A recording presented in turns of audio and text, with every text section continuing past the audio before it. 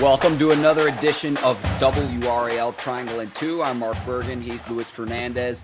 Battle of the Blues week is here. College game day is going to be in Chapel Hill. Luis, I cannot wait. Yeah, I mean, it's a big deal, obviously, anytime you have it. And now that it's, a top 10 matchup, right? What did Duke rise to in the men's poll? I haven't seen Number 7. Number 7. UNC stays at number 3. Good the timing with storylines the lower right third themselves. there, Mark. That was good. Yes. And for me, too, the big storyline going into this one is potentially you have ACC Player of the Year matchup between RJ Davis, Kyle Filipowski, and the ACC has struggled, Luis, because we're potentially entering a world where both UNC and Duke are the only two teams to make the NCAA tournament. So can I stand on the soapbox really quick? The mic's all yours. The floor is yours, Luis. I hate that narrative that's currently going on, because you look at some of the different rankings and things like that, and you still have a lot of teams in the ACC who are in that general bubble or within the bubble type thing. Watch, if I go to the rankings, I'm going to go to the net rankings right now because we love the net rankings, apparently. Hold on. Let me just search ACC. But hang on, Luis. No. The only two teams in the top 25 from the ACC, UNC at 3, Duke now at number 7. But it's the AP poll. The AP poll is somewhat important. You look at, here's net right now. Ready? North Carolina, 8. Duke, 19. Clemson, 28. Virginia Tech, 45. Wake Forest, 46. Virginia, 49. Miami, 62. Pitt, 67. How many teams make the NCAA tournament, Mark? Well, 68 with the play-in games, Luis. So what I am saying is that the ACC needs better PR, and this is not an original thought. There are a lot of people who have said this already, but the ACC needs better public relations from someone to hype them up more, because I think that the ACC is going to be just fine. I don't think they're going to have the most teams in the NCAA tournament, but this notion that it will only be Duke and North Carolina, I think, is ludicrous. I can't wait to live in this world and tell you you're wrong several weeks later. We'll see about that, though. I will. Then we will riot. We'll do what we need to do. I love it. I want to talk some RJ Davis, because the outside shooting has been there. The efficiency has been there. To me, though, what I've noticed is when you run him off the three-point line and he beats his man off the dribble, he did it consistently over the weekend against Florida State. It's the floater, the giant killer, that he has perfected. Mm-hmm. And if you decide, okay, he needs to shoot over a bigger man, he can do that with the floater. Or if you want to just send help the helper, he's got that drive and kick just mastered at this point. And that, to me, you can point to the shooting, but the floater is just special for a player who's been undersized. But it's the scoring, it's the efficiency. And right now, if the season ended today, I think he'd be your conference player of the year. Filipowski's right there. I was looking this up, though, in advance of today's episode, though, Luis. There's really no correlation between the top team in the ACC and the ACC Player of the Year if you go year by year. Oh, interesting. But I think potentially you have that matchup. That narrative is on the table before this Saturday's matchup. RJ Davis, Kyle Filipowski always fills it up for the Blue Devils as well. He does. He struggled a little bit against Clemson on Saturday, but did end up, having that big and one towards the end of the game. No, I mean, what RJ Davis is doing, I think, is pretty amazing. You mentioned his ability to finish, and it's for a guard his size to finish the way he does is phenomenal, especially when you take into account how good he is from the free throw line, right? So you put all of it together. His I don't have them in front of me, but the numbers of his open threes right now, open threes that he takes, it's absurd. It's gotten to the point where I watch RJ Davis shoot an open three, and I am shocked if it does not go in. Yeah. I mean, he is on path to be ACC Player of the Year. He's on path to be All-American. He is on path to get his jersey up in the rafters at UNC following one of those qualifications, because it's I think it's you have to finish All-American, you have to be Final Four, MOP, or you have to be ACC Player of the Year. So he's right up there, getting ready to be honored. It's been a good year for RJ Davis. He has played well. Elliot Cadeau also coming off a season high against Florida State. And what I noticed in that game too, Lewis, was like their ability to get by whichever defender was in front of them, and then the problems that creates for an opposing defenses, and just breaking down defenses and getting to really whatever spot you want to on the floor. You mentioned the Tar Heels' ability to defend the three-point line. That's going to be huge. And then from Duke's standpoint, coming into this game, regrouping, I look at it from, okay, Jeremy Roach working his way back from ankle and knee injuries, coming off the bench in the last game, 1 of 8 from the floor. Is that a role that he can play coming off the bench? Because before this past weekend's game, he had consistently been a starter for like 30 plus games for the Blue Devils. Yeah, I think what John Shire mentioned after the Clemson win was that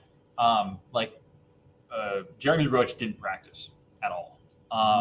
And so you're seeing, just because someone is healthy enough to play does not mean that they are healthy 100%, you know? And I think that's what you're still seeing with Jeremy Roach. Adjusting to a new role with those injuries in place, that's always going to take time. I don't know if we can expect Jeremy Roach to be putting up 20 points a game over the next couple of weeks. The hope is he gets to that point again where he's healthy enough to do that. But I mean, it's for me, if I'm Duke, the concerns I'm having are just kind of what these past few games have looked like, right? You have a tight game against Georgia Tech. You lose against Pitt.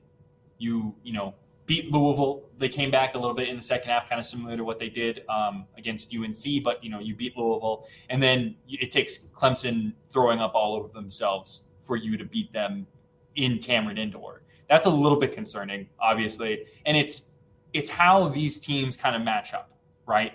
Right now, you look at that kind of stretch that I mentioned for Duke, right? Here's the three-point shooting from the opposing teams in that stretch. 11 of 20 against Georgia Tech is what they allowed. 10 of 20 against Pittsburgh is what they allowed. A little bit better recently, like I said, 5 of 17, 7 of 23. But either way, the matchups are not super great for Duke. That's a little bit of a concern there. Facing a UNC team that's very good and has been playing very well, even though that Florida State game was close, and has been playing incredible defensively. Right now, KenPom has UNC as the number 4 adjusted defense in the nation, which is just wild when you think of where they were last year at this time. So, UNC is hot. Duke's floundering a little bit. So the question is, can the Blue Devils turn it around in a hostile environment this weekend? Yeah, and a lot of those questions get answered with an upset win in Chapel Hill. I mean, It's as simple as that. I mean, no, seriously, it's true. Yeah. I will say one thing, Mark, to watch. We're recording this on Monday, January 29th. Duke plays at Virginia Tech coming up later today. I'm going to be very interested to see how they respond to the Clemson game in that Virginia Tech game. If they play well and have a lot more momentum going into, if Jeremy Roach gets a little bit healthier, Mark Mitchell continues to get a little bit healthier, they'll continue to play well. So that I'm going to be curious to see how all that unfolds. Who Tar Heels have Georgia Tech on Tuesday night, road game in Atlanta. Go ahead, Lewis. Who are you kind of player wise? Who are you zoning your sights on ahead of this big game on Saturday? I mean, Davis and Filipowski are the two ins. I look at it, okay, who's guarding Davis from Duke's standpoint? And then Filipowski, it's like, do you want to put Baycott on him? Do you want to rotate, maybe Ingram? How do you defend each of those matchups? And then again, if Roach is coming off the bench again, not just a key contributor this season, but when Duke's gone on runs in previous seasons, someone who has a lot of experience. So it's like, okay, how do you slow down RJ Davis? Well, that's your matchup potentially. So how they play that chess match and that offense versus defense and prioritizing what's actually important. That, and then, the home court advantage too. It sounds crazy, but with this game being in Chapel Hill, and it's no surprise that game day is going to be there the 12th time. It's been at the Dean Dome for ESPN's College Game Day. So it's like that's really what I'm looking at. It's like in these big time games, Lewis, Mm-hmm. and when we talked with Chris Duhon months ago, Mm-hmm. when you think about the legends that have gone through these programs, it's these kind of games that they step up in. Oh, yeah. When we talk with Chris Duhon, it's, he had the game winner against UNC all those years ago on a reverse layup. And it's still something that he talks about to this day with Raymond Felton, who's his buddy, he's going up against. Yeah. No, absolutely. The two players, we talked a little bit about UNC, so I'll turn to Duke a little bit here. Sure. The two players that I am most interested in, I think, for Duke are Jared McCain and Tyrese Proctor. And, they're two starting guards, they're starting backcourt. Sure. But you have a really good backcourt in RJ Davis and Elliot Cadeau, and you have a really good backcourt in Tyrese Proctor and Jared McCain. It's a great matchup from that perspective.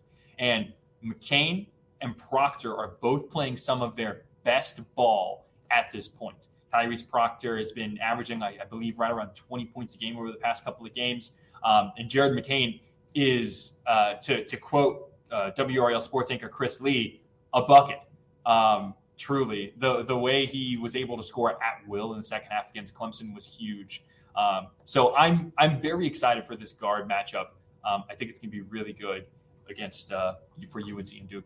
How much does it pain you to compliment the brotherhood, Lewis? It doesn't, Mark. Listen, I call it like I see it.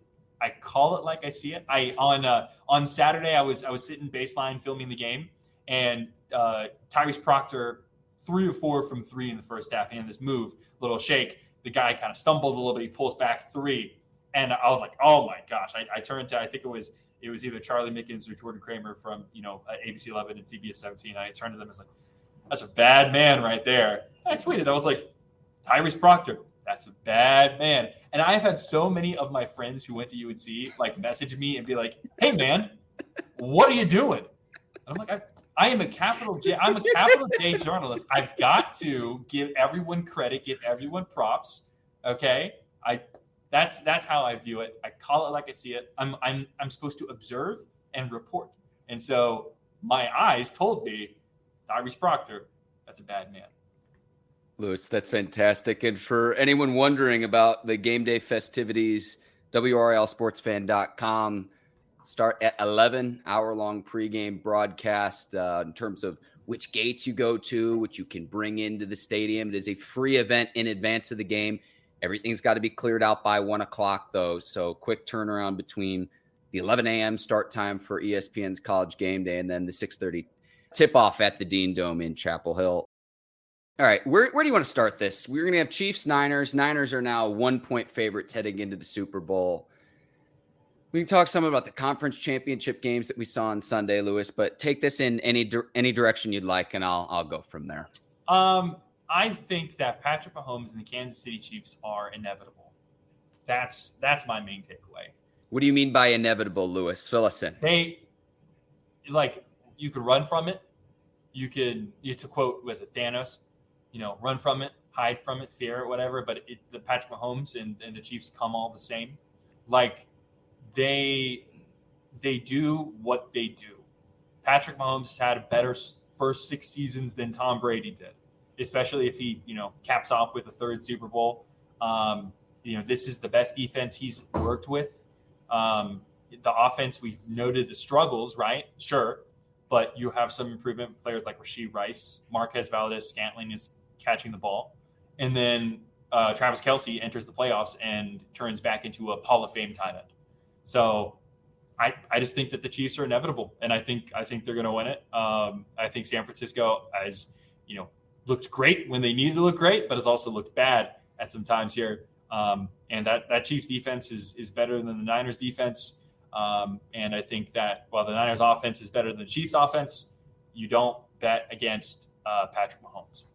All right, I'm going to come down in a little bit of a different stance here.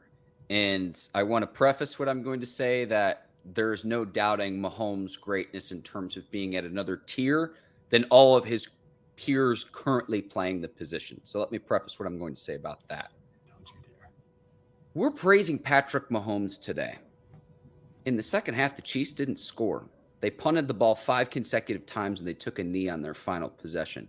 Yes, he makes the throw to MVS downfield at the end of the game.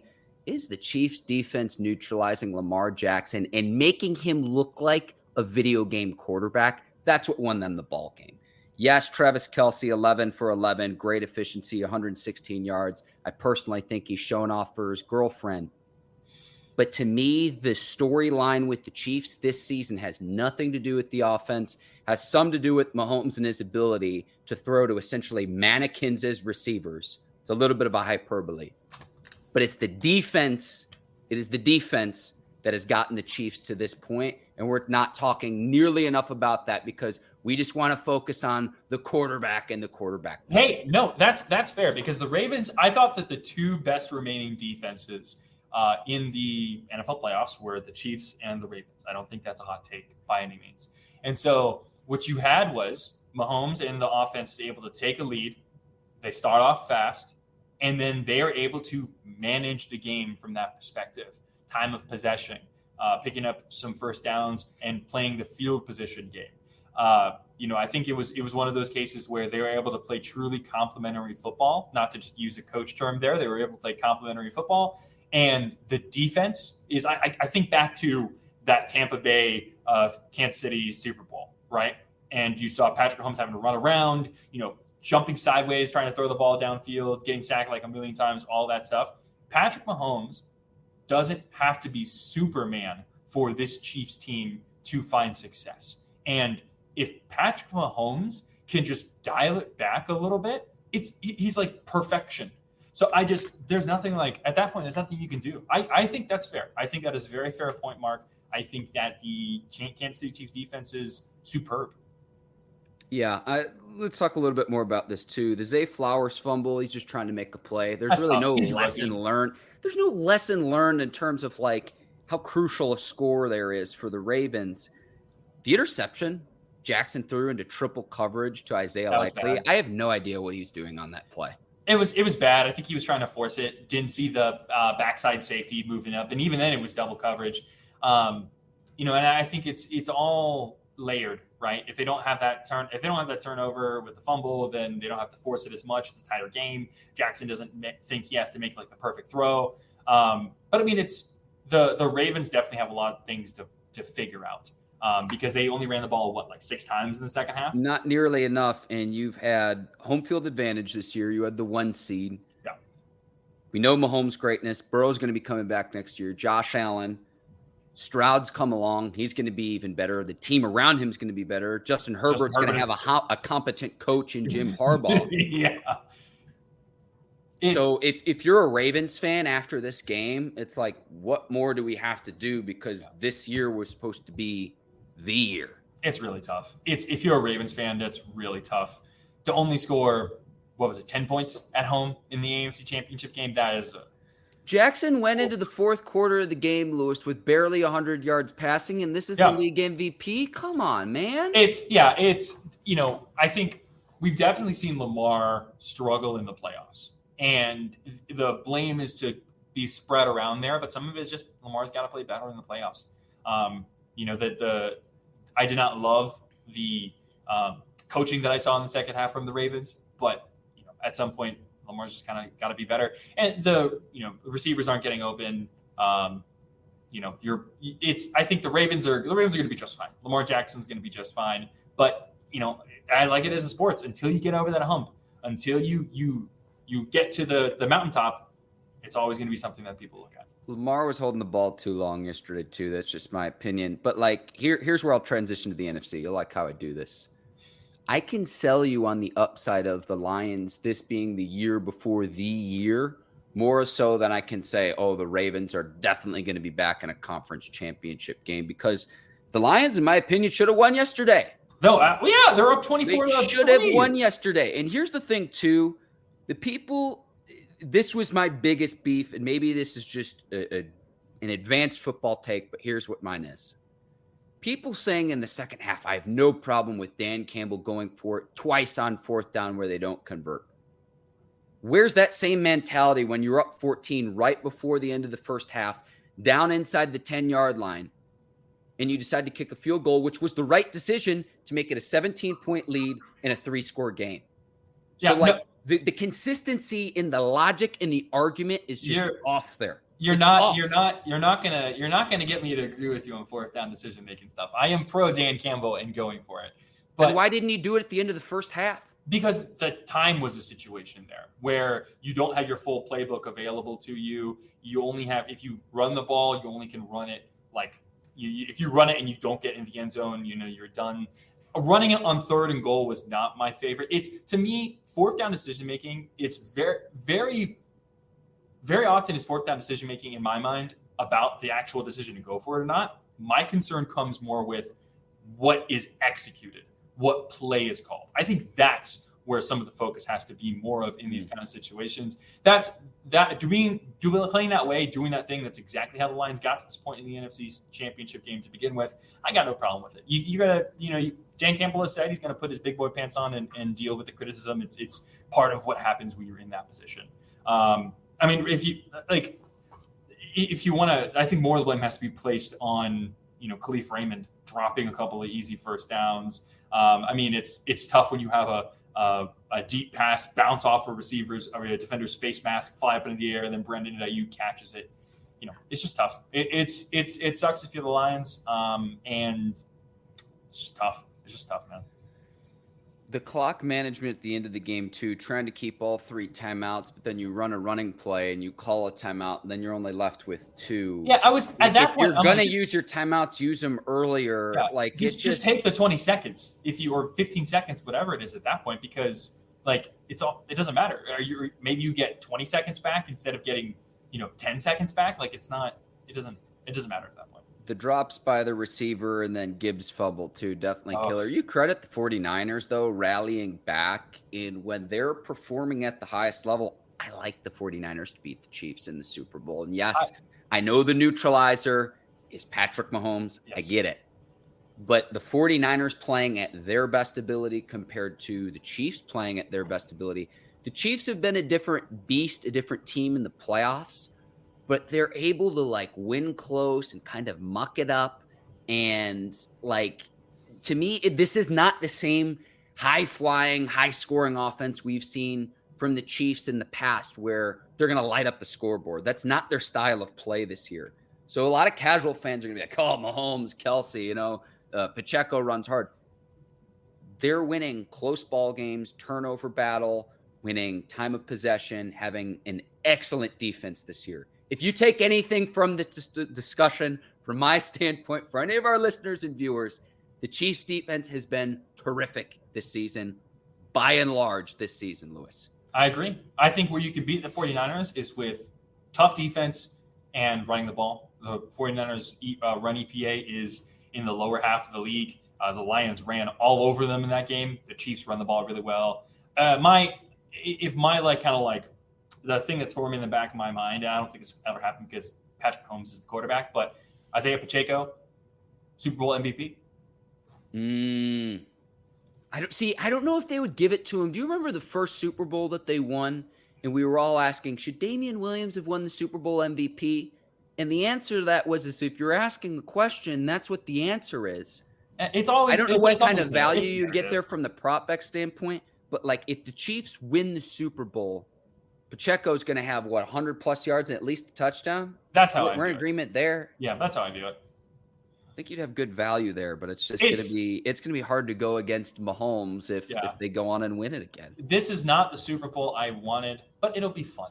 It'll be fun. A lot of red, and speaking of red, a lot of Taylor Swift as well. Are you prepared for the next 2 weeks, Lewis? I love it. I 100%. You like the Swift mania? Okay. It makes the people who, and maybe I'll make some people upset with this. The people who get upset about Taylor Swift being on camera too much during these games, I hope they hate this Super Bowl. I'm sorry that people are allowed to have a good time. It's nothing really that Taylor Swift does. No, it's nothing. Let me just say this. I'll land here. And I could say this. There are people in this universe that believe that Taylor Swift made Travis Kelce, and it's let's look at before they even met or they're even in a relationship. Travis Kelce, 2-time Super Bowl champion. He's one of only a handful of athletes that's hosted Saturday Night Live before. So I think they've both made each other more famous, but there's a segment of the population out there that believes Taylor Swift. Now everyone knows who Travis Kelce is because of her. That I will shut down immediately. It's different lanes, man. And Taylor Swift is in a level of stardom and celebrity that Travis Kelce is nowhere near. 100%. Travis Kelce is more popular because of Taylor Swift. I mean, I don't think that's a hot take at all. But that's all I'm saying is just relax and let people enjoy the game. That's all I'm saying. Just relax and let people have fun. I think that's a good place to land. We've got a lot of coverage this week. WRALSportsFan.com. Duke playing tonight. UNC tomorrow. Battle of the Blues Saturday.